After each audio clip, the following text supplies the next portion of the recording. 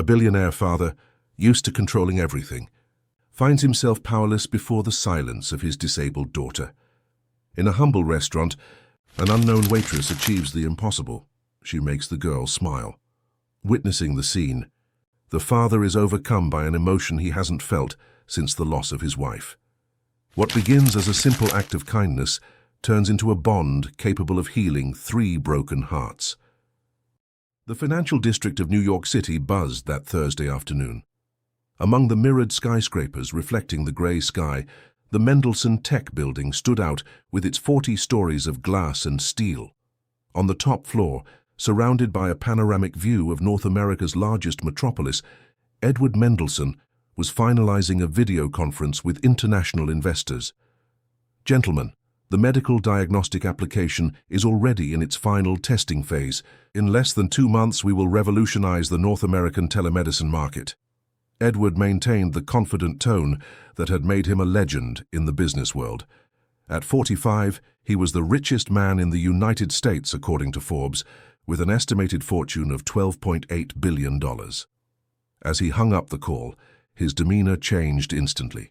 His eyes, once vibrant and persuasive, now revealed a profound weariness. It wasn't the kind of fatigue that a few hours of sleep would resolve.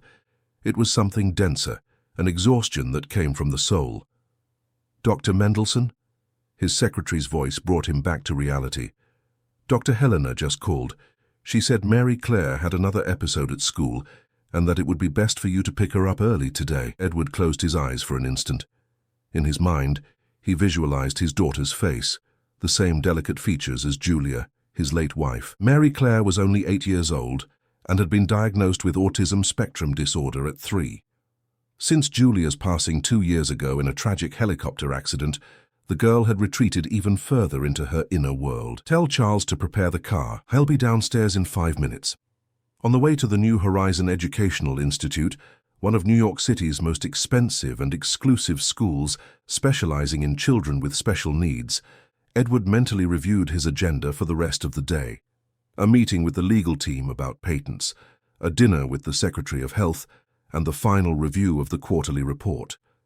Everything would have to be cancelled or postponed. As he watched the city through the armored window of his Mercedes, Edward wondered how he had gotten there. At 20, he was just a medical student with a dream of developing accessible technology for medical diagnostics. At 30, he founded Mendelssohn Tech with the financial support of Julia, then his fiancée and heiress of a traditional New York banking family. At 40, he was globally recognized as a telemedicine visionary. Now at 45, he was an extremely rich, powerful, and utterly lonely man, unable to establish a real connection with his own daughter. "We've arrived, Dr. Mendelssohn," the driver announced, parking in front of the institute. The pedagogical coordinator was already waiting for him at the entrance. Her face showed concern. "Dr. Mendelssohn, thank you for coming so quickly." "What exactly happened, Dr. Helena?" Mary Claire was in music class. When the teacher started playing the piano, she covered her ears and began rocking back and forth. When we tried to calm her down, she had a crying fit that lasted almost half an hour. Edward nodded. Auditory sensitivity. It was one of the many challenges Mary Claire faced daily. "Is she better now?" "She's calmer, yes. She's in the sensory room with the occupational therapist." Upon entering the specially designed room with soft lights and comforting textures, Edward spotted his daughter. Mary Claire was sitting in a corner, hugging her knees to her chest, rocking slightly. Her large brown eyes, so much like her mother's, were fixed on an invisible spot on the wall. "Hi, Princess." Edward approached cautiously, crouching beside her. "Daddy came to pick you up early today." The girl didn't respond or look at him. It was as if he were just another object in the room. In the car, the silence was palpable. Edward looked at his daughter, who was now absorbed in tracing invisible patterns on the window glass with her fingertips. "Mary Claire," he tried again, "would you like to eat something special today? Maybe that pasta you like." No answer. Just the rhythmic movement of her fingers against the glass. Edward sighed. Sessions with the country's best autism specialists, the most advanced therapies available, carefully dosed medications. Nothing seemed to bring his daughter back to the world of the living since Julia's passing. On an impulse, he made a decision that would change everything. "Charles, cancel the plans to go home. We're going to that restaurant in Greenwich Village, Aunt Teresa's Corner." The driver seemed surprised. "The small Brazilian restaurant, sir, not the Japanese one you usually frequent?" "Yes, the Brazilian one. Julia, she used to take Mary Claire there." It was a simple establishment, frequented mostly by neighborhood workers, a place where Edward Mendelssohn, the billionaire, would be just another customer. A place where for a few hours he could forget the empire he had built and focus solely on his daughter. When they entered, the aroma of beans, rice, and roasted meat filled the air. The atmosphere was cozy, with wooden tables, checkered tablecloths, and walls decorated with old photographs of New York City. Popular Brazilian music played softly in the background. A woman in her 60s greeted them with a genuine smile. "Welcome to Aunt Teresa's Corner. Table for two." Edward nodded, guiding Mary Claire to a table in the corner where the girl would have fewer sensory stimuli. They sat down, and the woman brought the menus. "You haven't been here in a long time," she observed, with the typical familiarity of small business owners. "And this must be your daughter. She's the spitting image of her mother." Edward smiled sadly. "Yes, Aunt Teresa. This is Mary Claire. What will you have today? Could you bring the daily special for me and maybe a vegetable soup for her?" Edward looked at his daughter, who remained indifferent to the world around her. Of course. And a fresh orange juice to go with it." As Aunt Teresa walked away, Edward tried once more to establish contact with Mary Claire. He took a small notebook from the girl's backpack, her drawing pad, and placed it in front of her, along with some colored pencils. "Would you like to draw a little while we wait for the food, Princess?" Mary Claire didn't pick up the pencils, but her eyes briefly fixed on the notebook before returning to the void. It was then that Edward noticed a young waitress approaching with the juices. Unlike most of the staff, who seemed tired after a long day's work, she had a serene and attentive energy. Her curly hair was tied back in a casual bun, and her dark eyes seemed to notice every detail around her. "2 orange juices," she announced, placing the glasses on the table. Then her gaze met Mary Claire's, and something changed in her expression. It wasn't pity, as Edward was accustomed to seeing in people's eyes when they noticed his daughter, but a kind of recognition, a silent understanding. "Hi," she said softly to Mary Claire, not expecting a response. "I brought a special colorful straw for you. It's one of those curly ones." She placed the straw in the girl's glass, and to Edward's surprise, Mary Claire looked at the object for a few seconds. The waitress smiled discreetly and walked away to attend to other tables. Edward watched his daughter pick up the glass and take a small sip through the colorful straw, a simple gesture that, in any other child, would be trivial, but in her, it represented a rare break in her isolation. Meanwhile, across the restaurant, the young waitress, Fernanda Oliveira, cast discreet glances at the table where the elegant man unsuccessfully tried to feed the silent girl. There was something in that scene that touched deep into her memories she desperately tried to keep locked away in the back of her mind. If this story interested you, don't forget to subscribe to our channel and tell us which city you're watching us from. We'll continue. I promise this will be the best story you'll ever hear. The plate of food remained untouched before Mary Claire. Edward had already tried everything, offered the spoon from different angles, promised a trip to the park, even mentioned the tablet the girl liked so much. Nothing worked. His impassive face hid the frustration growing within him. In business meetings, he was able to persuade the most resistant executives. Before his own daughter, he felt completely powerless. Aunt Teresa approached with a worried expression. "The little one doesn't like the food." "It's not that," Edward explained, trying to maintain his composure. "She has difficulties with eating." The woman nodded understandingly. "I see. When my grandson was born, he also had many food quirks. Every child has their own time." "The problem is her time seems to have stopped," Edward murmured, more to himself than to the owner. It was at that moment that the young waitress returned to the table, carrying a tray with a new dish. "Excuse me," she said with a soft voice that seemed calculated not to startle Mary Claire. "I thought maybe she'd like to try our cassava puree with cheese. It's milder and has a different texture." Edward looked at the waitress, surprised by the initiative. There was something in her eyes, a mixture of kindness and knowledge that intrigued him. "Thank you, but we've tried several foods. She rarely accepts eating outside the house." "May I try?" the waitress asked, surprising him with her boldness. At any other time, Edward would have refused. After all, who was this young woman to interfere? But something in her gaze, or perhaps it was just his desperation, made him nod.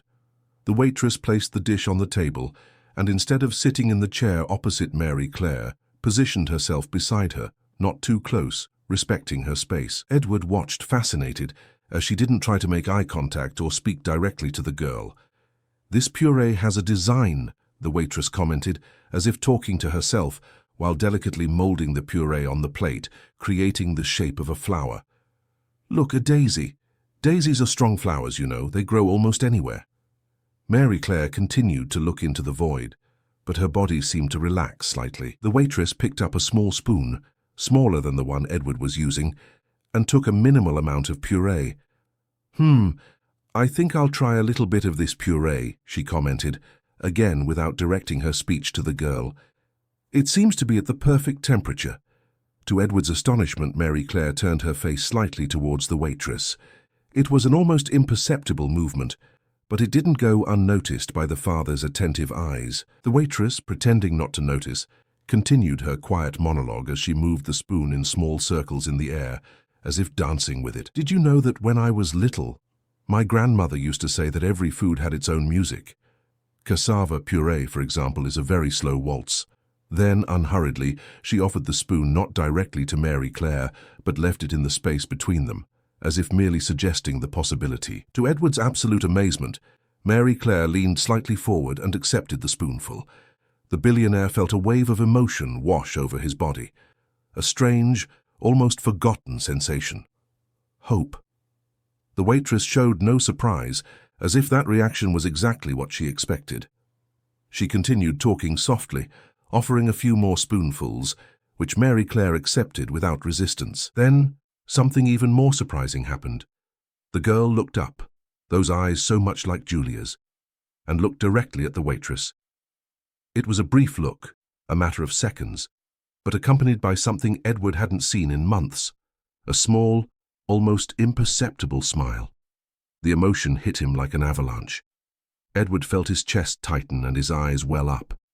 He disguised the reaction by coughing and turning his face, but the waitress noticed. "I think she liked the puree," she commented simply, without making a fuss about the special moment they had shared. "I can let her continue alone now." "Please," Edward's voice was more choked than he would have liked. "What is your name?" "Fernanda." "Fernanda Oliveira," she replied with a discreet smile. "Fernanda, you have a special way with her." "How?" "I have some experience with children like your daughter," she replied vaguely. "Now I need to attend to other tables, but I'll be back to see if you need anything else." As Fernanda walked away, Edward watched her with a curiosity he hadn't felt in a long time. Who was this young woman who had managed, in minutes, what highly qualified therapists had been trying to do for months? The rest of the dinner passed with a different atmosphere. Mary Claire didn't look directly at her father again, but she ate almost half of the puree, a huge victory. When Fernanda returned to clear the dishes, Edward decided he needed to know more about her. "Fernanda, I'd like to thank you for what you did today. Could you give me your contact information? Perhaps you could help us again." The waitress hesitated visibly. "I only work here a few nights a week, sir. I'm not a professional therapist." "Even so, you achieved more in 15 minutes than many specialists in weeks," Edward insisted. "Please at least consider the possibility." Fernanda looked at Mary Claire, who was now tracing small circles on the tablecloth with her index finger. Something in her gaze softened. "All right," she agreed, writing her phone number on a napkin. "But I can't promise anything." That night, after putting Mary Claire to bed, a process that involved the meticulous routine, as always, with every object in its exact place, Edward sat in his 5,000-square-foot penthouse office on Central Park West, one of New York City's most exclusive neighborhoods. With a glass of whiskey in his hands, he contemplated the illuminated city skyline as his mind worked. As much as he wanted to believe in the coincidence of just any waitress having a natural talent with his daughter, his businessman's instincts, sharpened by decades of tough negotiations, told him there was more to the story. He picked up the phone. "Raul, I need a full investigation. Fernanda Oliveira works at Aunt Teresa's corner restaurant in Greenwich Village. I want to know everything about her by tomorrow morning." He hung up without waiting for a response. Raoul, his head of security, was too efficient to need confirmations. The next morning, while having his coffee on the spacious balcony overlooking Central Park, Edward received the report. His eyes quickly scanned the information, and what he discovered left him even more intrigued. Fernanda Oliveira, 27, originally from Boston, graduated with honors from high school. She had entered Columbia University on a full scholarship for a pedagogy course with a specialization in inclusive education. For 3 years, she maintained exemplary grades and participated in outreach projects with autistic children. Then, suddenly, she dropped out of the course with only 1 semester left to graduate. For the past 2 years, she had worked temporary jobs: supermarket cashier, receptionist, and now waitress. What would have made a promising student abandon everything when she was about to graduate? Edward noticed that the report mentioned nothing about her family. Perhaps that was the key. "Raoul, the report is incomplete. There's no mention of her family." "Sir, we did a thorough search," the head of security replied over the phone. "Parents separated since she was 12. Her mother lives in Boston, works as a nurse. Her father is a truck driver, current whereabouts unknown." "And siblings?" There was a pause on the other end of the line. "She had a brother, Mateus Oliveira. He had Down syndrome and he passed away 2 years ago. It coincides with when she dropped out of college." Edward felt a shiver run down his spine. The pieces were starting to fit together. Fernanda wasn't just a waitress with a natural talent. She was someone who had dedicated her life to understanding and caring for people like Mary Claire. Someone who, like him, carried a deep loss. He decided he needed to talk to her again. Not as Edward Mendelsohn, the billionaire who could hire her services, but as a desperate father who had glimpsed, for the first time in months, a ray of hope in the darkness his life had become. That same afternoon he drove alone, dismissing the driver, to Fernanda's small apartment in Astoria, a working-class neighborhood.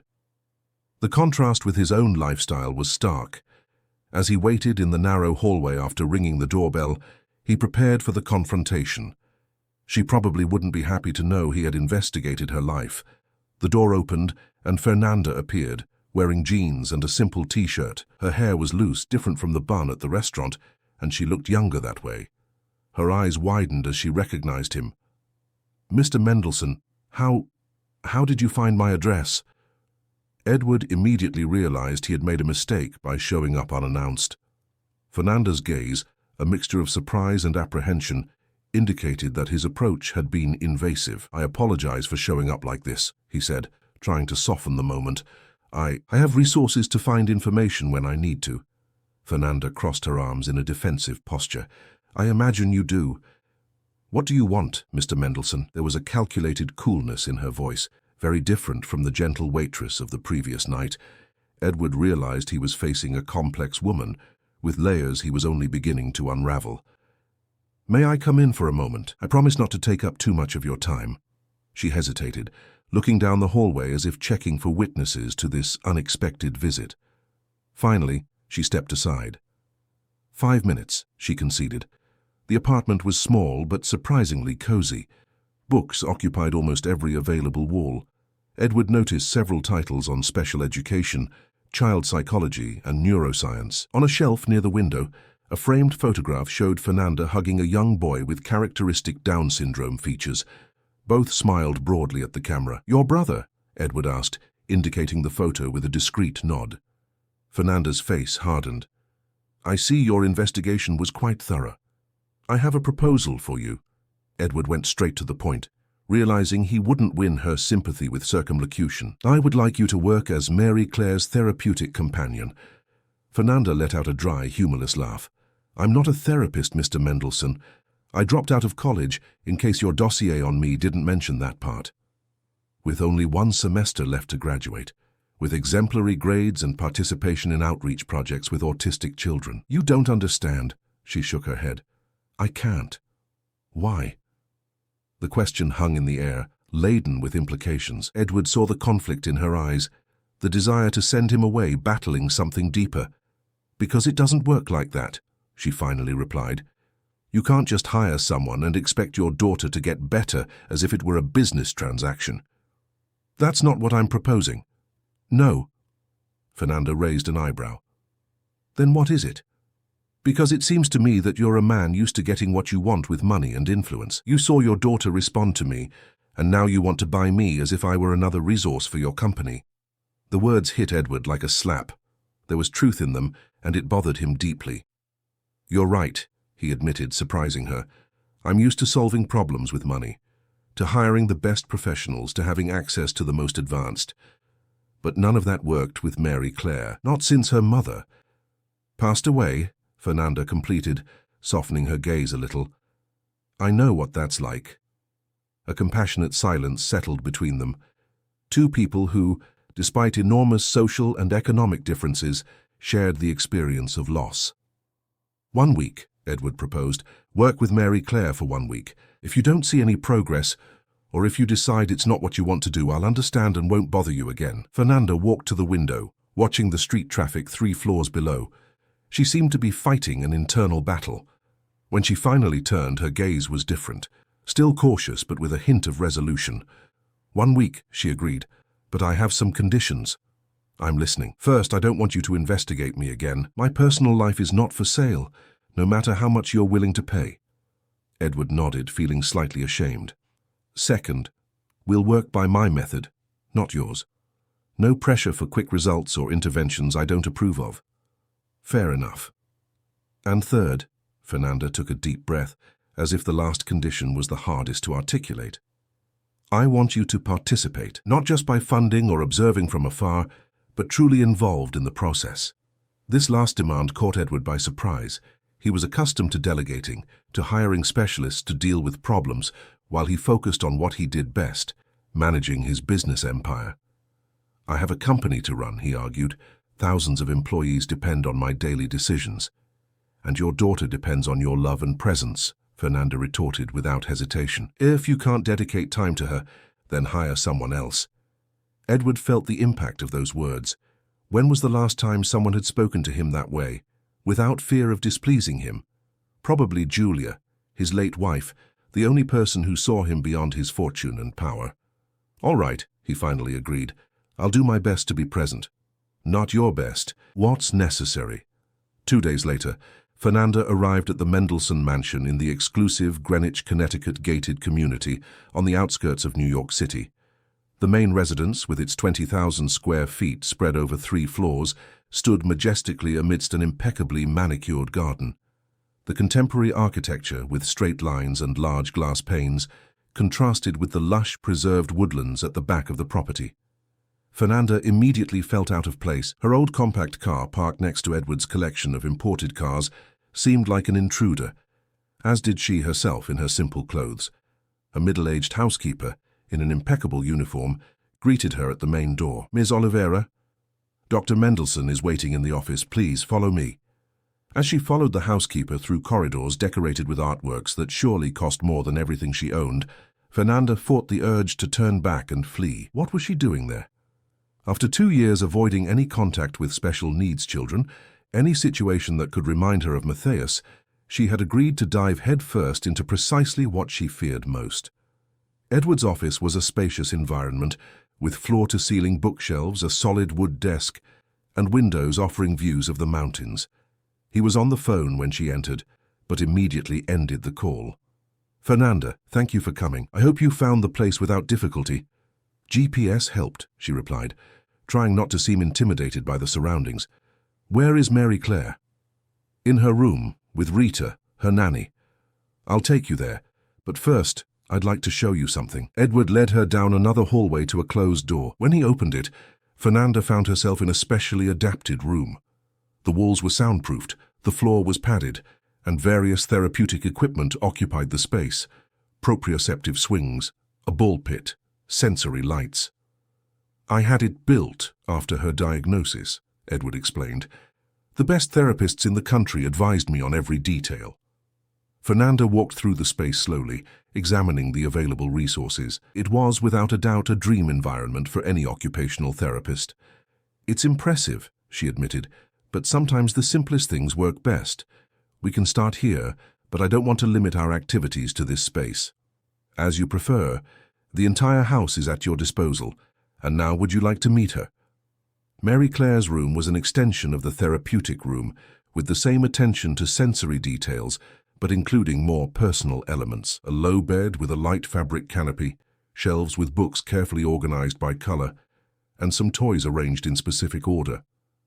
The girl was sitting on the floor, aligning small toy cars in a perfect sequence. She didn't look up when they entered. The nanny, a kind-looking woman, discreetly stood up and left after a nod from Edward. "Mary Claire," Edward called softly. "Remember Fernanda, from the restaurant? She came to play with you today." No response, as expected. Fernanda signaled for Edward not to insist.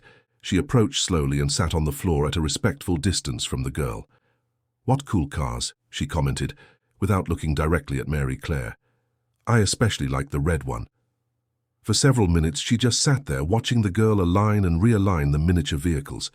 Edward, uncomfortable with the silence, checked his watch a few times, but Fernanda stopped him with a firm look when he seemed about to intervene. Finally, after almost 15 minutes, Fernanda picked up one of the cars that was out of line, a small blue model, and, imitating Mary Claire's movement, placed it at the end of the row.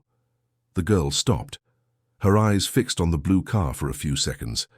Then, surprisingly, instead of removing the intruder, she picked up another car and placed it next to it, continuing the sequence. Fernanda smiled discreetly, feeling Edward's attentive gaze on them. It was just a small step, almost insignificant to anyone who didn't understand the meaning of that gesture, but it represented something profound. Mary Claire had accepted Fernanda's intervention into her world. The first 2 days followed this pattern. Small interactions, brief moments of connection, followed by long periods of apparent indifference. Edward, despite his promise of involvement, managed to be present only for short intervals, always interrupted by urgent calls or unavoidable video conferences. On the morning of the 3rd day, Fernanda decided to change her approach. When Edward appeared for the quick moment he dedicated to his daughter before locking himself in the office, she confronted him. "Today we're going to do something different," she announced. "We're going to take Mary Claire to the garden for a reading session, and you're going to participate." "I have a meeting with Chinese investors in 40 minutes, he protested. "Reschedule it." "I can't just—" "Yes, you can," Fernanda interrupted. "Remember our agreement. Your participation wasn't optional." Faced with her firmness, Edward conceded, not without first casting an annoyed glance as he picked up the phone to reorganize his agenda. In the garden, under the shade of a century-old mango tree, they settled on a blanket spread on the grass. Fernanda took an illustrated children's book from her bag and handed it to Edward. "You're going to read to her," she instructed, "with emotion, modulating your voice for each character." "I'm not very good at that," he confessed, uncomfortable. "You'll learn." Edward began reading mechanically, clearly embarrassed. Mary Claire, sitting between them, kept her gaze fixed on an ant crossing the blanket. Fernanda watched patiently, making small suggestions to improve Edward's intonation. Gradually, perhaps captivated by the story or Fernanda's persistence, he relaxed. His voice gained nuances. His expressions became more natural. At one point, during a particularly emotional passage, Mary Claire did something extraordinary. She turned her head slightly towards her father and for a fraction of a second seemed to actually listen. It was a subtle, almost imperceptible gesture, but Fernanda captured it. Her heart quickened with the involuntary memory of Matthias, her brother, and how he used to react the same way when she read to him. The pain, always present, threatened to overflow, but she contained it, focusing on the present moment. As the first week came to an end, a new dynamic began to establish itself in the Mendelssohn mansion. Fernanda's presence had subtly altered the atmosphere of the house. The staff noticed, with growing surprise, that their boss now spent less time locked in his office and more moments with his daughter. Meals, previously served at rigid times and often ignored by Edward in favor of video conferences, became shared moments, albeit in silence. Mary Claire, in turn, showed small advances that, to untrained eyes, might go unnoticed. She still didn't speak. She hadn't since the accident that took her mother, but her body language was changing. The rocking episodes decreased, and occasionally she sought physical proximity with Fernanda, sitting beside her during activities. On the morning of the 7th day, the last of the initial agreement, Edward found Fernanda in the garden. She was sitting alone on a stone bench, watching the sunrise paint the sky in orange hues. There was something melancholic in her expression that made him hesitate before approaching. "Good morning," he said finally. "May I sit?" Fernanda nodded, moving slightly to make space. "I didn't expect to see you awake so early on a Saturday." "I couldn't sleep well," Edward confessed. "Today is the last day of our agreement." "Yes, it is." The silence that followed was laden with unspoken words.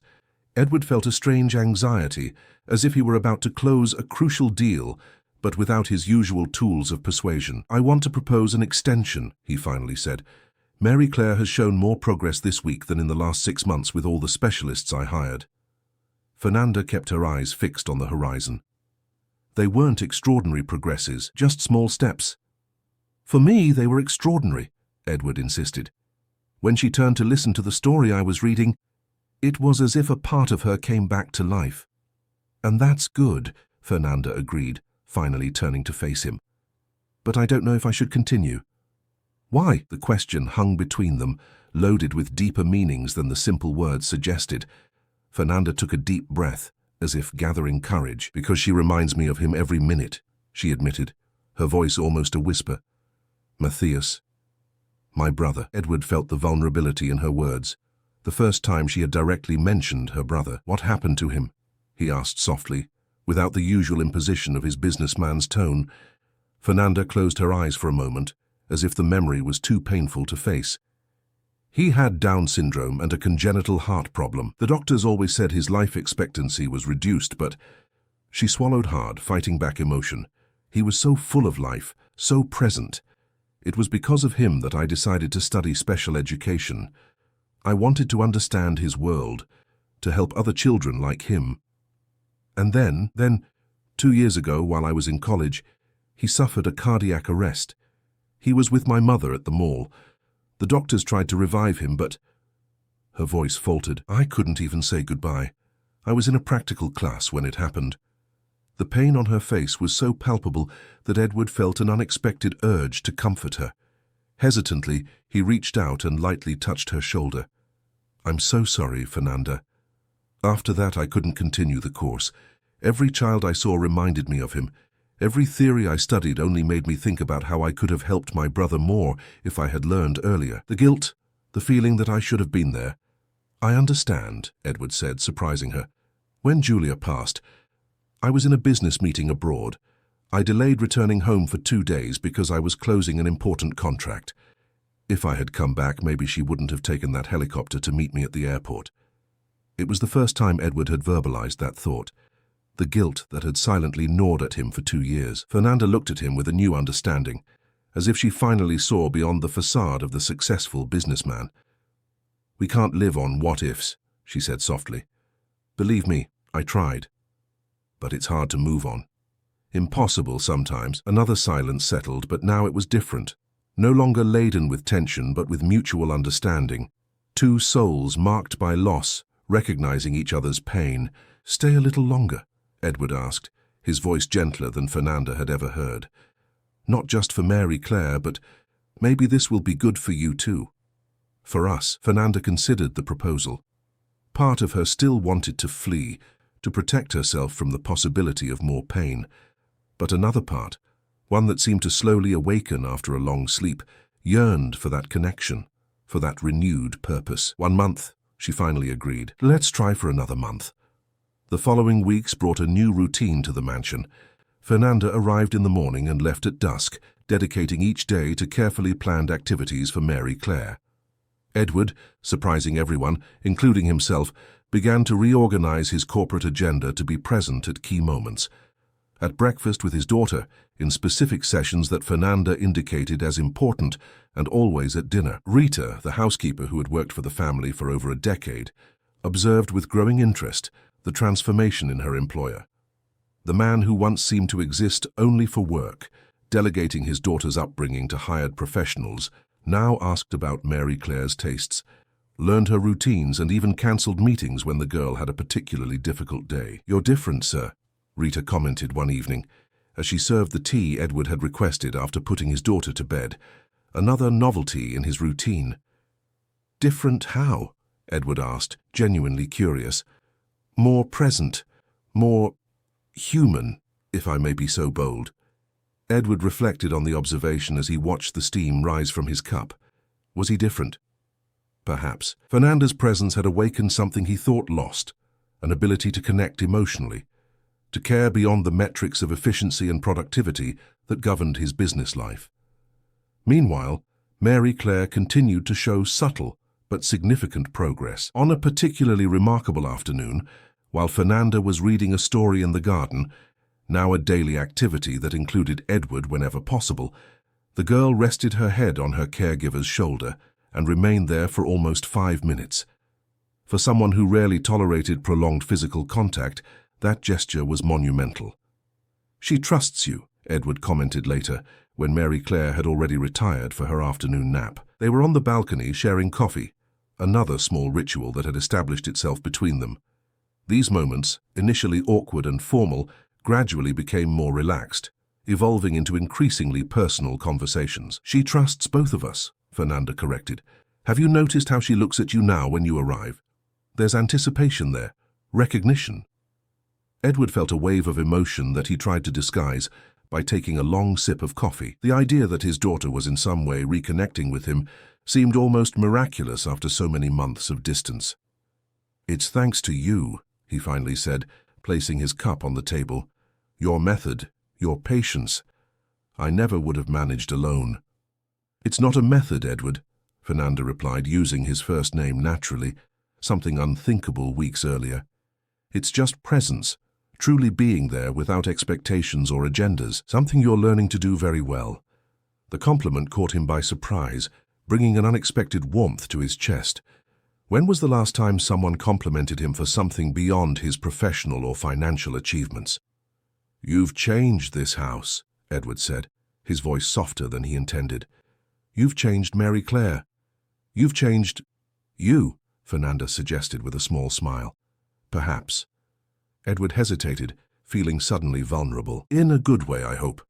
The look they exchanged at that moment had a different intensity, a mutual recognition that went beyond the professional relationship they had established. For a brief, yet significant instant, Edward allowed himself to notice Fernanda not just as his daughter's caregiver, but as a woman. Her expressive eyes, her reserved but genuine smile, the quiet strength that emanated from her. The moment was broken by the sound of Edward's phone. Seeing his company's chief financial officer's name on the screen, he hesitated, something unthinkable weeks earlier. "You can answer it," Fernanda said, standing up. "I'll check if Mary Claire is awake yet." As he watched her walk away, Edward felt a confusion of feelings he hadn't experienced in a long time. There was gratitude, certainly, for what she had done for his daughter, but there was also something more, something he wasn't prepared to name. As the month drew to a close, the transformation in the family dynamic became increasingly evident. On a particularly special evening, after a day when Mary Claire had participated in a music therapy session with extraordinary receptivity, Edward invited Fernanda to dinner on the balcony after the girl fell asleep. The table was elegantly set, with candles and flowers, in a clearly more elaborate configuration than their usual casual coffees. Fernanda seemed surprised to see the setting. "What are we celebrating?" "Progress," Edward replied, pulling out her chair. "Mary Claire's. And perhaps ours too." The dinner flowed with surprising ease. They talked about their lives, their stories, no longer as employer and employee, but as two people who had developed a genuine connection. Edward spoke about his early years building the company, the difficulties he faced, Julia's unconditional support. Fernanda shared memories of her childhood in Boston, Matthias's arrival in her life, and how he taught her to see the world in a completely new way. When dessert was served, milk pudding, which Edward had discovered was Fernanda's favorite after a casual conversation days earlier, a comfortable silence settled between them. The night was pleasant, with a gentle breeze and an exceptionally starry sky for New York City standards. "Thank you," Edward said finally, raising his wineglass in a discreet toast, "for everything you've done for us." "You don't need to thank me. It's been important for me too." Their gazes met over the flickering candlelight, and something subtly shifted in the atmosphere between them. Edward felt an impulse he hadn't experienced since Julia's loss, an attraction, a desire for closeness that went beyond the intellectual or professional. Without planning, he leaned forward. Fernanda did not recoil. The kiss they shared was soft, hesitant at first, as if both were testing unknown waters after a long emotional drought. When they separated, there was a mixture of surprise and recognition in both their eyes.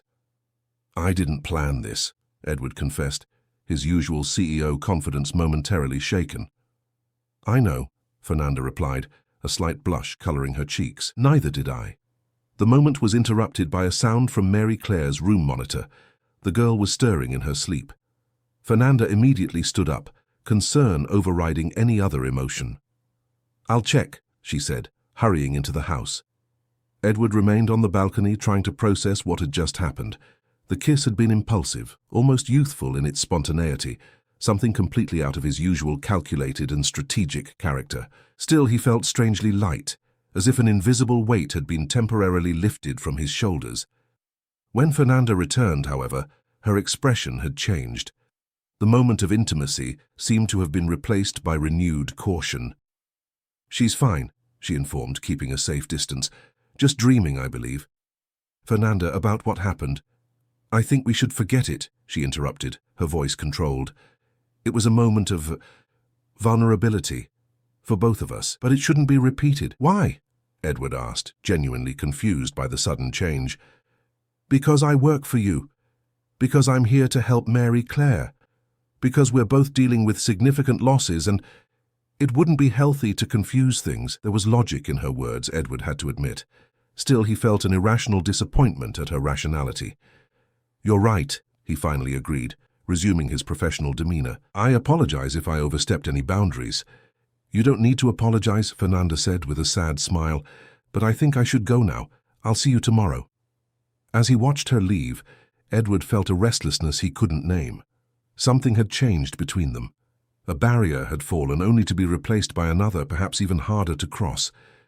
The next morning brought a palpable awkwardness. When Edward came down for breakfast, he found Fernanda already working with Mary Claire in the activity room, both focused on a geometric, shape-fitting game.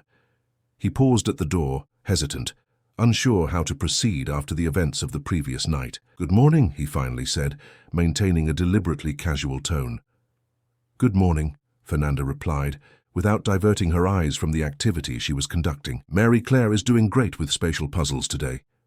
The formality in her voice was new, or rather old. It seemed they had regressed weeks in their relationship, returning to their initial professional and distant beginning. Edward felt a pang of regret. The impulsive kiss had compromised something valuable that had been built between them. "That's good," he replied, equally formal. "I'll be in the office if you need me. I have an important video conference at 10. Fernanda nodded without looking directly at him, and Edward withdrew with the feeling that he had run away from something, though he couldn't pinpoint exactly what. The days that followed maintained this uncomfortable pattern. The necessary interactions, the reports on Mary Claire's progress, everything happened with an artificial politeness that hid the emotional storm they both experienced internally. The coffee moments on the balcony ceased. Personal conversations were replaced by strictly professional discussions about therapeutic techniques and daily routines. Surprisingly, Mary Claire seemed to perceive the change in the dynamic between the adults. The girl, always sensitive to changes in her environment, became more agitated, exhibiting repetitive behaviors more frequently, and resisting activities she previously accepted with ease. On a particularly difficult Wednesday, after a particularly intense crisis from Mary Claire during an attempt at a shared lunch, Fernanda found Edward in his office. She knocked softly on the half-open door, her expression grave. "Can we talk?" Edward turned off his computer and gestured for her to enter. "Of course. Is something wrong with Mary Claire?" "Yes," Fernanda replied directly, closing the door behind her. "She's regressing." "What do you mean, regressing?" "The reports you sent me still show progress in fine motor skills, and—" "I'm not talking about metrics in reports," Fernanda interrupted, an unusual impatience in her voice. "I'm talking about her emotional well-being. Mary Claire is extremely sensitive to environmental changes, especially in the relationships around her." Edward leaned back in his chair, suddenly aware of the direction the conversation was taking. "You're suggesting that the discomfort between us is affecting her?" I'm not suggesting, I'm stating. Fernanda crossed her arms, her posture defensive. Children with ASD are particularly sensitive to unverbalized tensions. She perceives that something has changed between us, even if she doesn't understand what it is. Edward rubbed his temples, feeling a fatigue that went beyond physical exhaustion. What do you suggest, then? I think perhaps it's time to end our agreement. The words fell like a heavy weight between them. Edward felt a tightening in his chest that surprised him with its intensity. You're giving up on her? No, Fernanda shook her head vehemently. I'm recognizing that my presence, under the current circumstances, may be causing more harm than good. You can hire another professional, someone equally qualified but without emotional complications. Edward stood up, a sudden irritation taking over him. I always knew this would happen. You're running away exactly as you ran from college, from your work with other special needs children. At the first complication, you retreat. The accusation hit Fernanda like a physical blow. Her expression hardened. That's unfair, she replied, her voice dangerously controlled. You have no idea what I've been through, what I still go through every day. Then tell me, talk to me, Fernanda. Not as my daughter's therapist, but as the person who came into our lives and changed everything. For a moment, it seemed she would respond with the same intensity. Instead, Fernanda took a deep breath, visibly composing herself. That's exactly the problem, Edward. I shouldn't have that role in your lives. You're projecting your unresolved feelings for Julia onto me, looking for a substitute to rebuild your broken family. That's not true, he protested, but his voice betrayed an uncertainty he couldn't hide. No? Fernanda raised her eyebrows. Then why did you kiss me? What were you looking for? Because I'm sure it wasn't for me, Fernanda Oliveira, the waitress from a simple restaurant who dropped out of college. It was for someone to fill a void that Julia left. Edward felt exposed, as if she had verbalized a fear he himself hadn't been able to articulate. Was it true? Was he just looking for a substitute for Julia, someone to complete the incomplete puzzle of his family? You're wrong, he finally said, his voice calmer now, but I understand why you feel that way. I'm giving my notice, Fernanda continued, ignoring his response. I'll finish the week to avoid an abrupt disruption for Mary Claire, but Saturday will be my last day. Before Edward could respond, she had already left, leaving him alone with tumultuous thoughts and a sense of loss that seemed disproportionately large for someone he had known for such a short time. The next day, the atmosphere in the mansion was so dense that even the oldest staff avoided areas where Edward and Fernanda might be together. The billionaire spent most of the day in his office, while Fernanda dedicated herself entirely to activities with Mary Claire, as if trying to compensate for her imminent departure with redoubled attention. On Friday, the eve of her departure, Fernanda prepared a detailed report on all of Mary Claire's techniques, routines, and preferences. She handed the printed document to Edward during the brief moment he appeared for his daughter's dinner. Everything is here, she said, handing him the folder. Activity recommendations, triggers to avoid, signs of progress to observe. I also included contacts for 3 excellent therapists I know from college. Any of them would be perfect to continue the work. Edward took the folder without opening it. Thank you, he replied dryly. The coldness in his voice hid the emotional storm consuming him internally. When Fernanda turned to leave, he stopped her. Are you really going to do this? Abandon her when she was finally making progress? Fernanda stopped but didn't turn back. I'm not abandoning her, Edward. I'm doing what's best for her. And for you too, even if you can't see it now. And what about what's best for you? Are you going to run away from your own talent again? Waste everything you could offer to children like Mary Claire? Like your brother? Upon mentioning Matthias, Edward immediately realized he had crossed a line. Fernanda slowly turned, her eyes shining with contained tears and fury. Don't use my brother against me, she said, each word laden with suppressed emotion. You don't have that right. I'm sorry, Edward murmured, genuinely regretful. That was unacceptable. Fernanda nodded rigidly, accepting the apology but maintaining emotional distance. I'll be here tomorrow to say a proper goodbye to Mary Claire. After that, I think it's best if we don't see each other again. On Saturday morning, her last day, Fernanda arrived earlier than usual. Edward, who had barely slept, was already in the kitchen having coffee when she entered. For an uncomfortable moment, they stood in silence like strangers sharing a space by accident. "Mary Claire is still sleeping," he finally informed. "I'll wait then. I've prepared some special activities for today."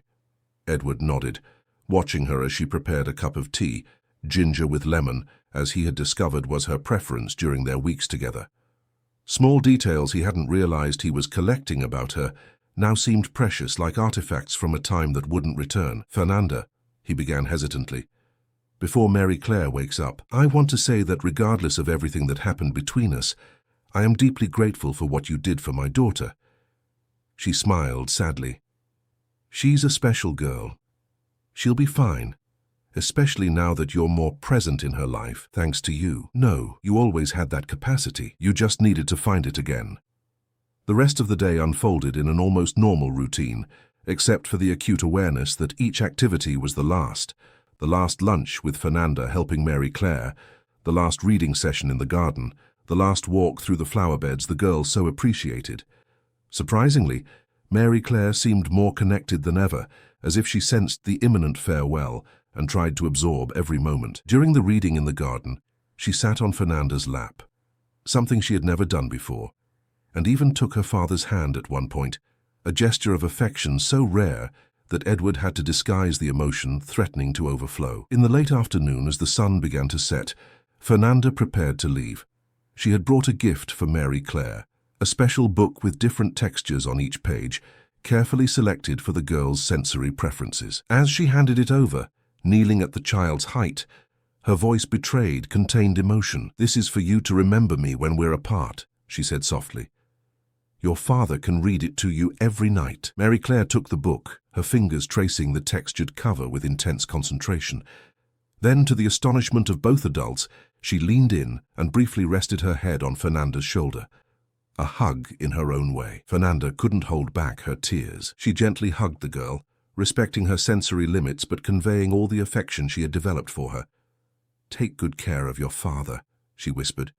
"He needs you as much as you need him." Edward watched the scene from the doorway, his own face marked by conflicting emotions. When Fernanda finally stood up and turned to say goodbye to him, he saw the internal struggle in her eyes, the pride that prevented him from asking her to stay, the pain he couldn't completely hide.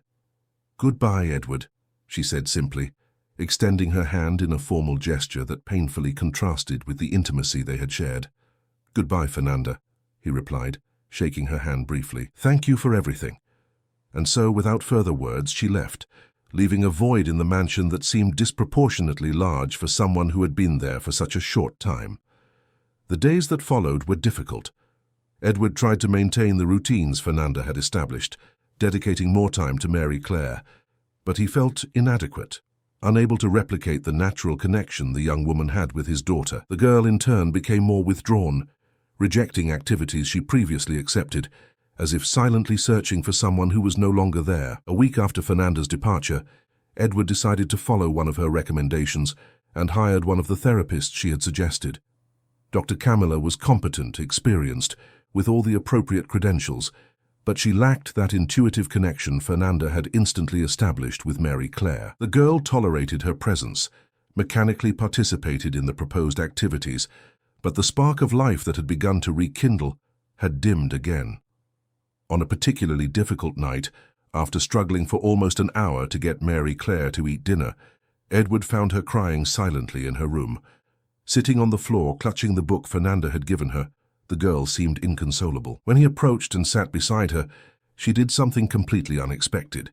She looked directly at him and, in a voice hoarse from disuse, asked, "Nanda." The simple word, the first she had uttered in almost 2 years, hit Edward like lightning. His daughter was asking for Fernanda, not just showing progress by speaking, but expressing a desire, a specific emotional connection with someone other than him. "You miss her, don't you?" he asked softly, gently touching his daughter's hair. Mary Claire did not respond verbally, but her gaze contained all the necessary answer. At that moment, sitting on the bedroom floor with his daughter silently crying for the absence of someone who had entered their lives like an unexpected storm, Edward made a decision. His pride, his fear, his insecurities, none of it mattered in the face of his daughter's evident need, and perhaps his own need as well. He needed to find Fernanda again. Not just for Mary Claire, but because at some point during those weeks, the young caregiver had become essential to both of them, a piece of the healing puzzle he hadn't realized he had been patiently assembling since Julia's loss. Edward's decision was immediate, but its execution required care. The next day, he dismissed the driver and put Mary Claire in the back seat of his personal car, something he hadn't done in a long time. The girl seemed intrigued by the change in routine, her eyes attentively observing her father's every move as he adjusted her seatbelt and checked that everything was in order. "We're going on a special trip today, Princess," he explained, using the gentle tone he had learned from Fernanda. "We're going to look for someone very important to us." On the way to Greenwich Village, Edward reflected on what he would say when he found her. The words rehearsed in his mind seemed inadequate, insufficient to express the complexity of what he felt. How to explain that in a few weeks she had completely transformed the dynamic of his family? How to admit that her absence had left a void that no qualified therapist could fill? Aunt Teresa's corner was relatively empty that Tuesday morning. Aunt Teresa recognized Edward immediately and greeted him with a warm smile that widened upon seeing Mary Claire. "What a pleasant surprise. It's been a while since I've seen you two here." "We're looking for Fernanda," Edward said, getting straight to the point. "Does she still work here?" Aunt Teresa's smile lessened slightly. "Yes, but not this shift. She only comes in at night now, 3 times a week." Edward felt a pang of disappointment. "I see. By any chance, do you have her address?" "It's very important." "I'm sorry, but I can't give out personal information about employees," the woman replied firmly despite her gentle tone. "But I can give her a message if you like." Edward hesitated. A message seemed too impersonal for what he needed to say. Besides, knowing Fernanda, she would probably ignore it. He needed direct contact, an opportunity for her to see Mary Claire, to understand the impact her departure had caused. "No, thank you. We'll come back tonight," he decided, to the surprise of Aunt Teresa, who certainly didn't expect one of the country's richest men to return to a simple restaurant for the night shift. The day passed with excruciating slowness. Edward cancelled all his meetings, another novelty for someone who once put business above all else, and dedicated himself entirely to Mary Claire. He took her to Central Park, where they spent hours watching the ducks on the lake, an activity Fernanda had discovered was particularly calming for the girl. In the late afternoon, he carefully prepared to return to the restaurant. He chose simple clothes, avoiding the expensive suits he normally wore. He wanted Fernanda to see him not as the billionaire Edward Mendelssohn, but as a father, an ordinary man stripped of the social armor he usually wore. When they arrived at the restaurant, shortly after 7 in the evening, the place was considerably more crowded. Through the window, Edward spotted Fernanda immediately. She moved between tables with the same gentle efficiency she had shown at their first meeting, her curly hair tied in the same casual bun. For a moment he just watched her, realizing how much he had missed her, not just as Mary Claire's caregiver, but as a presence in his own life. "Let's go in," he said softly to his daughter, who held his hand with unusual firmness, as if sensing the importance of that moment. As they entered, several heads turned to observe them. It was not common to see Edward Mendelssohn in such a simple establishment, and certainly not with his daughter, known only through rare photographs in celebrity magazines. Fernanda had her back to them, serving a table at the back of the room, when Aunt Teresa approached to greet them. "You really came back," she said, genuinely surprised. "Let me find a table for you." "Thank you," Edward replied, his eyes still fixed on Fernanda. "Preferably one in her section." Aunt Teresa smiled as if she understood exactly what was happening. "Of course, this way." The chosen table was directly in the path between the kitchen and the section Fernanda served, making an encounter inevitable. Edward helped Mary Claire sit down, noticing how the girl seemed agitated, her eyes scanning the room as if searching for something or someone. They didn't have to wait long. Less than 2 minutes later, Fernanda came out of the kitchen, carrying a tray with dishes. As she passed their table, she initially didn't notice them, focused on balancing the orders. It was Mary Claire who caught her attention. The girl made a soft sound, almost a call, a sound Edward had never heard her make before. Fernanda stopped abruptly, turning to the source of the sound. Her eyes widened as she recognized first Mary Claire and then Edward. For a moment she seemed frozen, as if she couldn't believe what she saw. "I need to deliver these orders," she finally said, her voice betraying the emotion she tried to control. "I'll be back in a minute." Edward nodded, giving her the necessary space. He watched as she delivered the dishes with visibly trembling hands, exchanged a few hurried words with another waitress, and finally returned to their table. "What are you doing here?" she asked directly, her voice keeping a low tone so as not to attract even more attention. Before Edward could answer, Mary Claire extended her hand, lightly touching Fernanda's arm, a gesture of physical initiative she rarely showed, especially with people other than her father. "Nanda," she said clearly, looking directly at her. The impact of that simple word was visible on Fernanda's face. Her eyes filled with tears, and she brought her hand to her mouth in a gesture of surprise. She's talking." "Only that word for now," Edward replied, his own voice choked with emotion. "Your name was the first thing she said in almost 2 years." Fernanda knelt beside Mary Claire's chair, getting to eye level with her.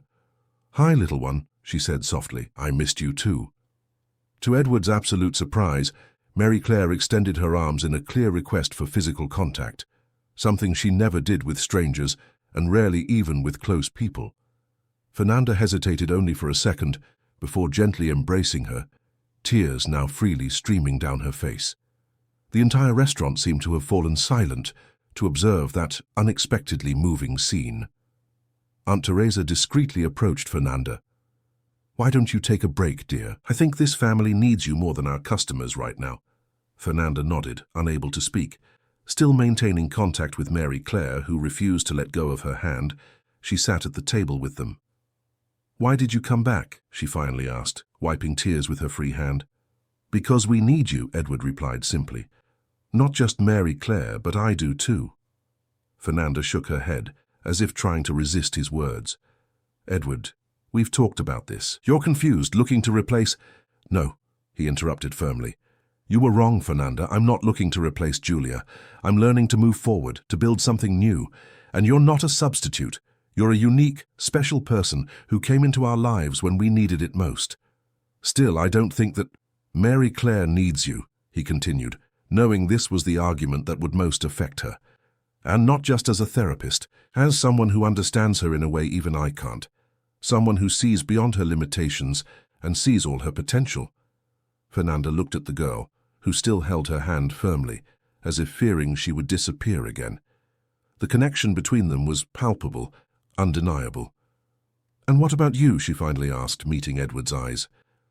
"What do you need?" The question caught him by surprise with its directness. For a moment, Edward considered responding with some evasion, some practical explanation about Fernanda's benefits for Mary Claire. But something in that moment, perhaps the honesty in her eyes, perhaps the silent but attentive presence of his daughter, demanded absolute truth. "I need you," he admitted, his voice more vulnerable than any employee or partner had ever heard. "Not just for what you do for Mary Claire, but for what you do for me. For how you taught me to be present, to see beyond metrics and results. For how you remind me of what's important. For how you challenge me and aren't impressed by my money or power." The words now flowed unfiltered, revealing feelings he didn't even know were so close to the surface. "You make me want to be a better person, Fernanda, a better father, a better man. And yes, I know it's too soon, that we've known each other for a short time, that we come from completely different worlds. But I also know that when you left our lives, you took something essential with you." Fernanda seemed speechless, her emotions visibly conflicting on her face. Edward could see the fear, the hesitation, but also something more, a spark of hope she was trying to suppress. "I'm scared," she finally admitted, her voice almost a whisper. "Scared of getting attached and losing again.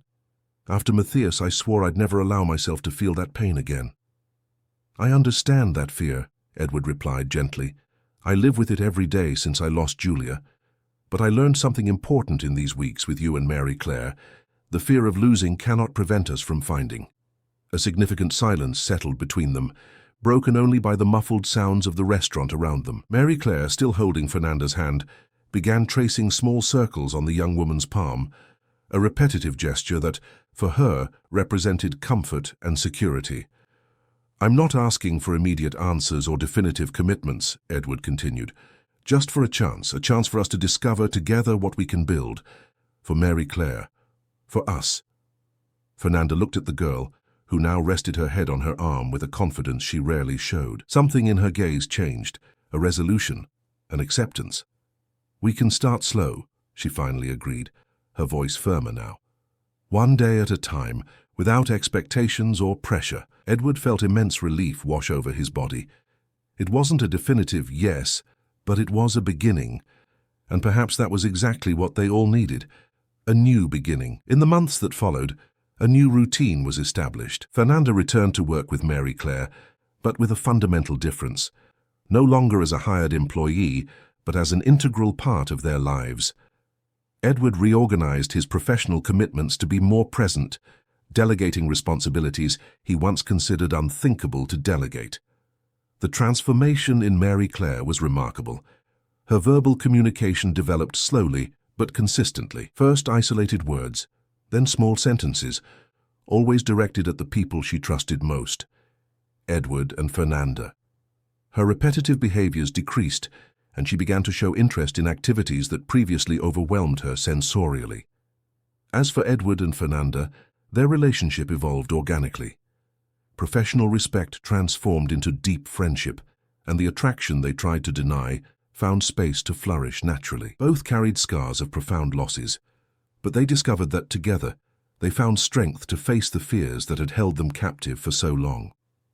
6 months after that night at the restaurant, Edward hosted a special dinner in the mansion's garden.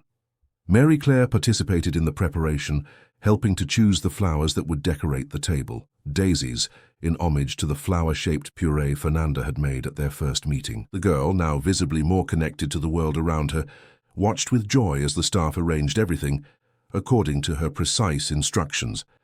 When Fernanda arrived, she was greeted not only by Edward, but also by Mary Claire, who ran, something unthinkable months earlier, to hug her, a gesture that was now part of her daily routine, but never lost its special character. The dinner passed with the comfortable familiarity they had developed. They talked about Mary Claire's day at school. She now attended an inclusive program 3 times a week, with specialized support. They discussed Fernanda's new project, a support center for families of children with special needs, financed by the foundation Edward had created in Julia's name. After dessert, when Mary Claire already showed signs of drowsiness, Edward gave a discreet signal to Rita, who approached to take the girl inside. To Fernanda's surprise, the child did not protest, something unusual in her strictly maintained routine. "What's happening?" Fernanda asked, intrigued by the unusual behavior. Mary Claire never accepts going to sleep without the full routine. Edward smiled mysteriously. "She knows tonight is special." "Special how?" In response, Edward stood up and extended his hand to her. "Come with me. I want to show you something." He led her down a stone path that led to a more secluded part of the garden, where a small clearing among ancient trees had been transformed. Delicate lights hung from the branches, creating an almost magical atmosphere. In the center, a small gazebo had been built, its columns intertwined with flowering vines. "Edward, this is—" Fernanda was speechless, moved by the beauty of the place. "I built it for you," he explained. "A space of your own within our home, so you never feel like a visitor or an employee." "It's beautiful," she whispered, touching one of the columns delicately. "Fernanda." Edward took her hands in his gaze intense and vulnerable at the same time. "These months with you have been the most transformative of my life. You brought light not only to Mary Claire but to me as well." She smiled, her eyes shining with contained emotion. "You two changed my life too. You made me believe again that I can allow myself to love, that I can honor Matthias's memory by continuing the work he inspired in me." "That's why I want to ask you a question," Edward continued, his voice slightly trembling despite his usual confidence. To Fernanda's surprise, he knelt before her, taking a small box from his pocket. "It's not about replacing what we lost," he said, opening the box to reveal a delicate ring with an aquamarine stone that sparkled under the gazebo lights. "It's about building something new, honoring our past, but looking to the future. Fernanda Oliveira, would you do me the honor of marrying me?"